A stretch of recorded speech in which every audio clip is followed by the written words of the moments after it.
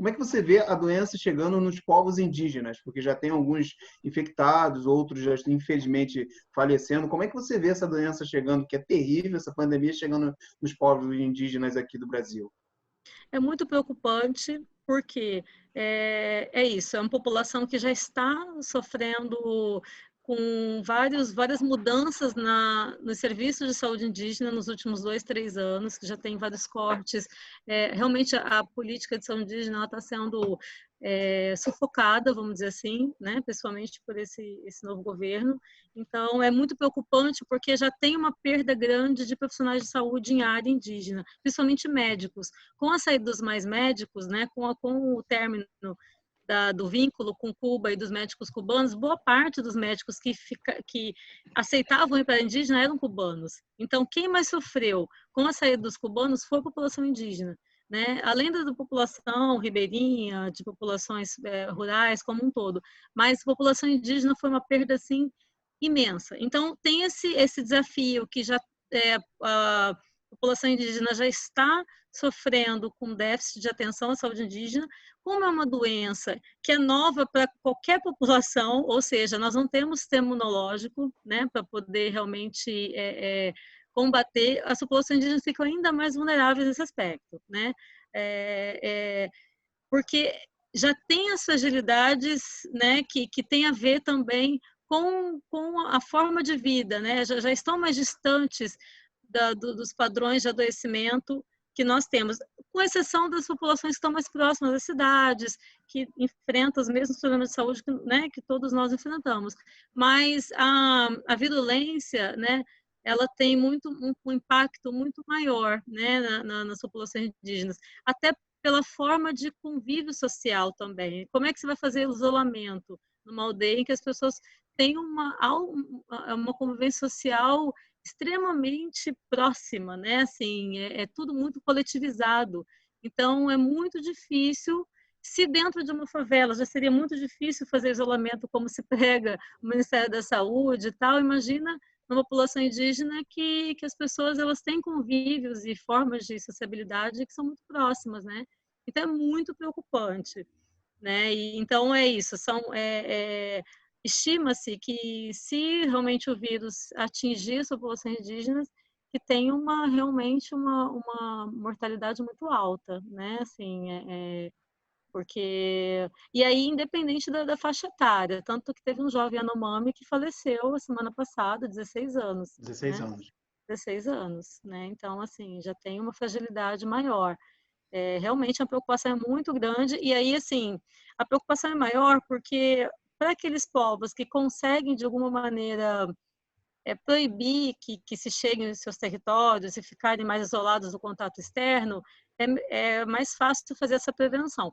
Mas tem muitos povos que estão tendo invasões de madeireiros, garimpeiros, principalmente na Amazônia, né? A Amazônia está sendo desmatada, eles continuam, eles não estão em home office, tanto que aumentou a taxa as taxas de invasões em territórios indígenas, né? Nesse período da pandemia. Isso que é o maior risco, né? Que eles ficam muito próximos das áreas de habitação. E ainda que a FUNAI tenha proibido e tudo mais, mas não tem nem aparato de recursos humanos para conseguir deter a aproximação de pessoas nas áreas indígenas, né? E porque o governo Bolsonaro ele realmente estimula essa aproximação. Ele é uma política, o governo Bolsonaro tem uma política, ele está introduzindo uma política indigenista que na verdade é a mesma do início do século passado, que é a política de integração, de acreditar que os povos indígenas são atrasados, né, são primitivos, e que precisa ter contato com uma civilização para que tenha uma evolução.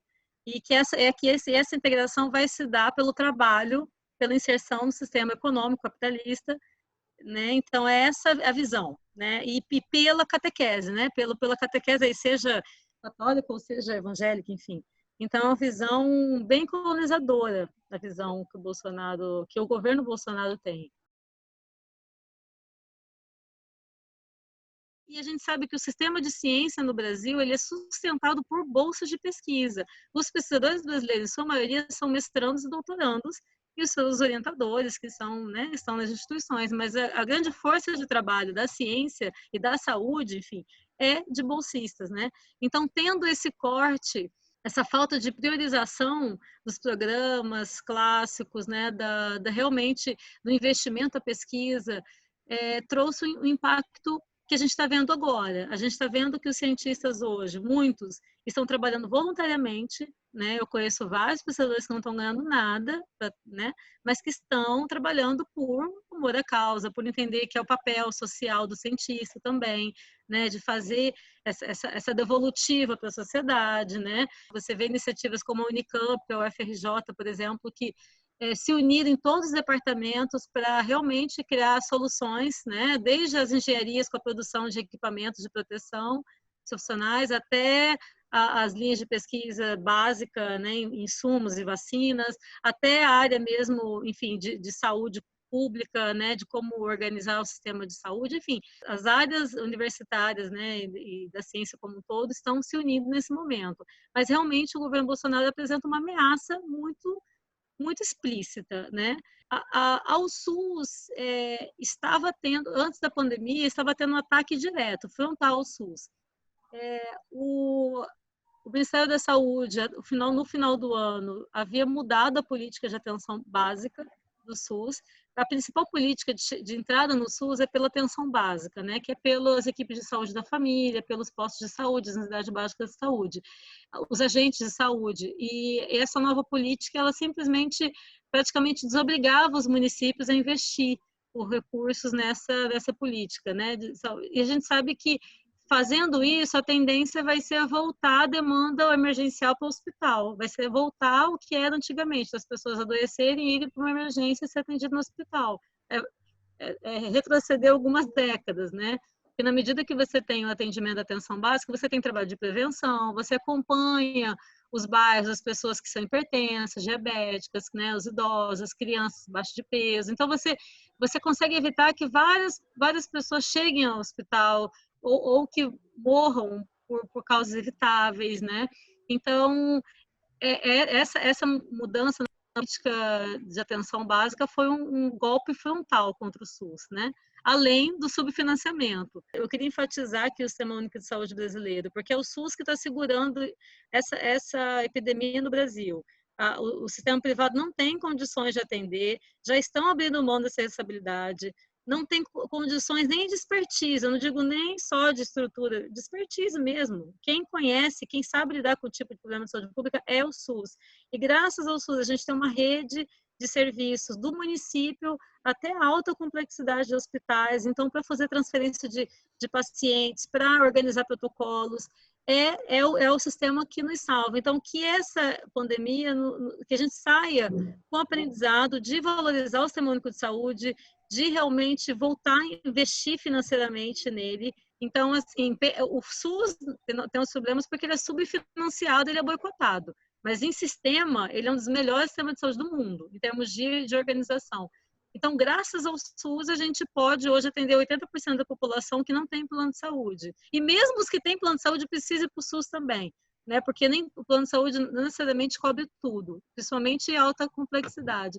Então, e tem pacientes com Covid que estão, se não estão em Einstein, né, alta classe, estão indo para o SUS, porque os hospitais conveniados aos planos muitas vezes não estão dando conta dos pacientes de Covid.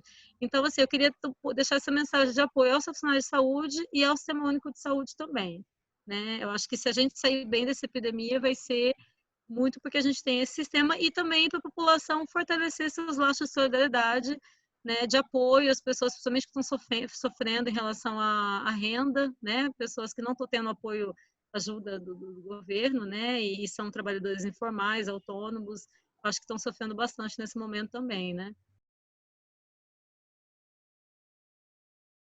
E o que eu queria dizer para as pessoas é que essa doença ela é real, ela é grave, a gente não pode subestimar um vírus que a gente não conhece, que está atacando o mundo inteiro e já matou milhares de pessoas. Seria muita presunção nossa achar que estaríamos livres ou pelo menos imunes a esse vírus, né? Acho que as pessoas não precisam entrar em pânico, mas as pessoas precisam lidar com a realidade, entender que quanto mais cedo e melhor fizermos as medidas de proteção, fazer o isolamento, a quarentena, sair quando for necessário, né? As nossas regras de isolamento estão bem tranquilas, ninguém está sendo confinado, mas se a gente não fizer as medidas protetivas agora, vai chegar um momento que, de repente, isso seja necessário, porque o sistema de saúde, as pessoas precisam entender que quando a gente está lidando com um problema sanitário, de saúde pública, a sua liberdade ela tem um certo limite, porque não é só você ser infectado, é você sobrecarregar um sistema de saúde em que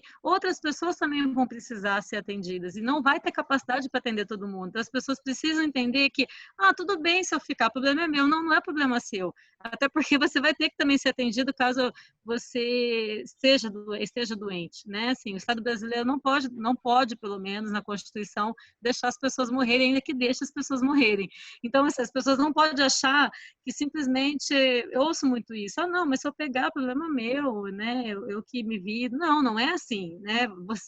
Você vai estar colocando você vai estar contagiando centenas de pessoas, você vai estar colocando em risco outras pessoas que estão no serviço de saúde, os profissionais de saúde. Então, acho que nesse momento a gente tem que ter uma visão coletiva, a gente tem que entender que a gente tem que se proteger, né, como indivíduos, mas também como coletividade, entender que isso é um ato de amor, né? Não tem que ser pelo medo, não tem que ser pelo pânico, não tem que ser pelo medo da morte, tem que ser pelo amor à vida, tem que ser pelo amor à sua vida, a vida do próximo, a vida, né, das pessoas que você conhece, tem que ser a gente entender que a vida é frágil, que a vida ela não é eterna e que nem a gente tem o poder sobre ela, mas a gente tem a responsabilidade sobre ela, sobre a nossa vida e sobre a vida também dos outros. Eu acho que a gente está na oportunidade de ver um novo renascimento, né?